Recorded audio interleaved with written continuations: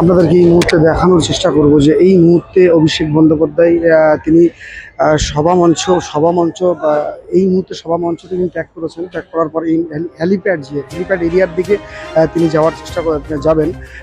তার আগে তিনি একটু বিশ্রাম নিচ্ছেন। তো আপনাদের দেখানোর চেষ্টা করব, আপনার সঙ্গে থাকুন। এই মুহূর্তে বেনাপুর এবং বিধানসভার যে নুননগর পঞ্চায়েতের যে বেনাপুর, সেই বেনাপুরে যে অভিষেক বন্দ্যোপাধ্যায় জনসভা, এই মুহূর্তে জনসভা শেষ হয়েছে। কারণ অভিষেক বন্দ্যোপাধ্যায় তিনি বার্তা দিয়েছেন এই দেগঙ্গাবাসীর জন্য। শুধু তাই নয়, তার পাশাপাশি আপনাদের দেখানোর চেষ্টা করবো যে এই মুহূর্তে অভিষেক বন্দ্যোপাধ্যায় তিনি হেলিপ্যাডের উদ্দেশ্যে রওনা দেবেন, সেটাও আপনাদের দেখানোর চেষ্টা করবো। সঙ্গে থাকুন উজালা বাংলা নিউজের পর্দায় আপনাদের দেখানোর চেষ্টা করছি।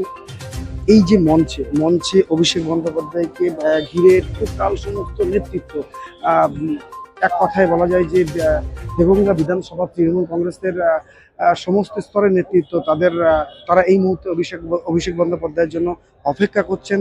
তাকে ছাড়ার জন্য তারা অপেক্ষা করছেন, যেহেতু তিনি হেলিপ্যাডের দিকে তিনি রওনা দেবেন অভিষেক বন্দ্যোপাধ্যায়।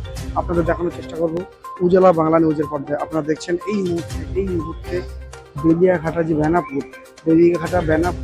বেনাপুর রোহিত ভাটার যে মাঠে যে অভিষেক বন্দ্যোপাধ্যায়ের যে মহাসমাবেশ জনসভা, বিদেশ মহাশয় সভাতে আপনার দেখানোর চেষ্টা করছি। এই মুহূর্তে অভিষেক বন্দ্যোপাধ্যায় তিনি কিন্তু যাচ্ছেন, আপনাদের দেখানোর চেষ্টা করছি উজালা বাংলা নিউজের পর্দায়। আপনারা দেখছেন এই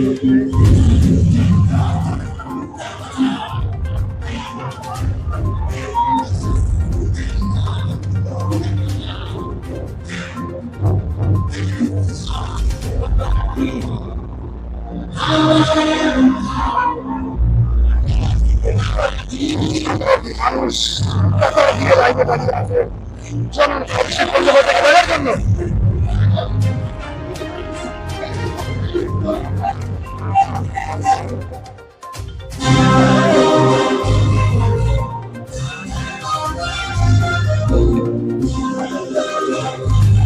আরে ভিক্টুরে ম্যাডাম,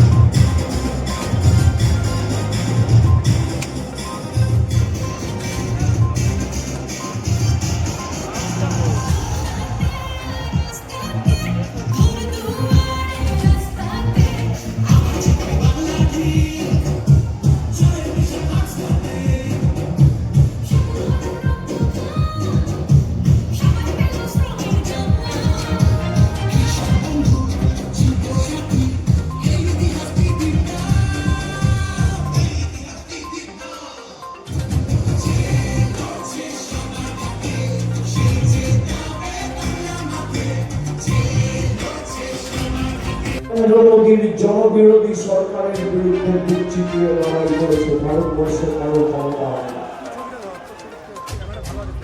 কারোর ক্ষমতা হয়নি। আমাদের অনেক ধমকানো চমকানোর চেষ্টা হয়েছে। আমি দেগঙ্গাবাসীকে আশ্বস্ত করে বলতে চাই যে 70,000-এর বেশি ব্যবধানে আপনারা বিদেশকে জেতাবেন।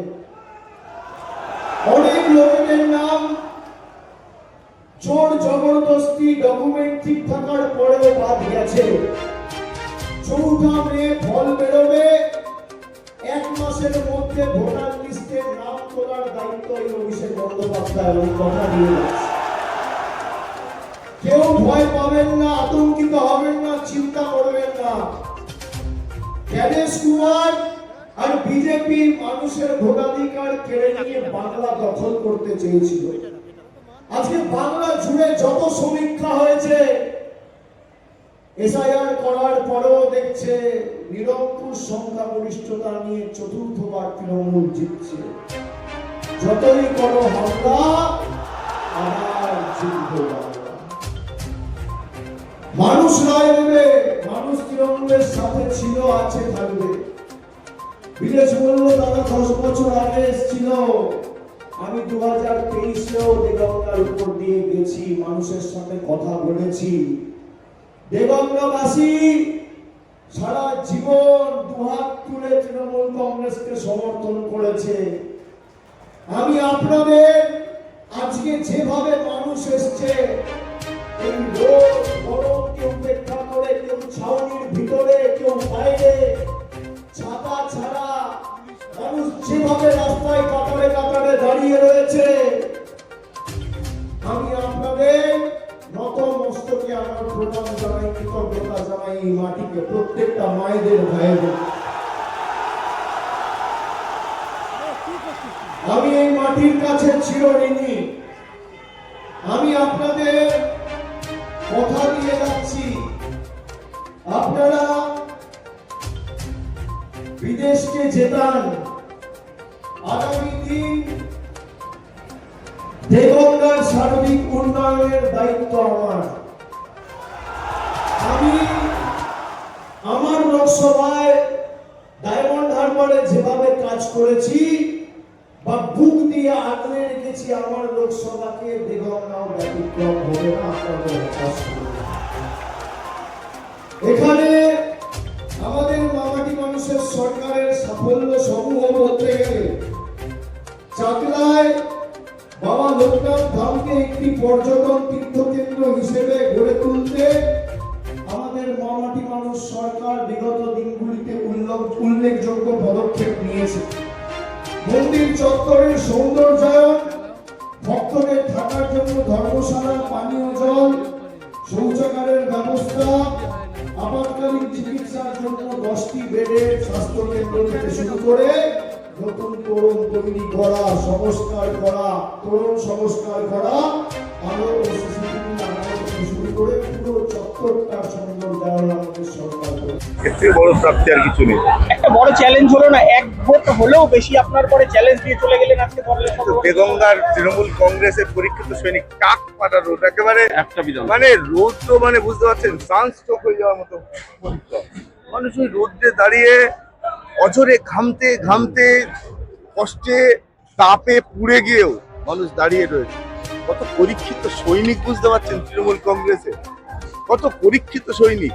সুতরাং এই লড়াই, এই যে ডাক দিয়ে গেল অভিষেক বন্দ্যোপাধ্যায়, এই লড়াই অভিষেক বন্দ্যোপাধ্যায় দেগঙ্গার মানুষের কাছে দিয়ে গেল। দেগঙ্গার মানুষ এই চ্যালেঞ্জ অ্যাকসেপ্ট করবে।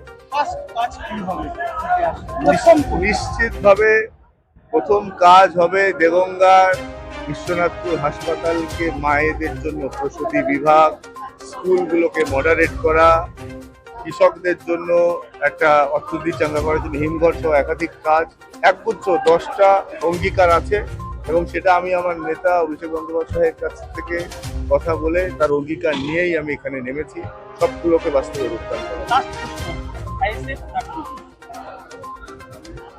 আজকের মিটিং এর পরে বলা মুশকিল আছে।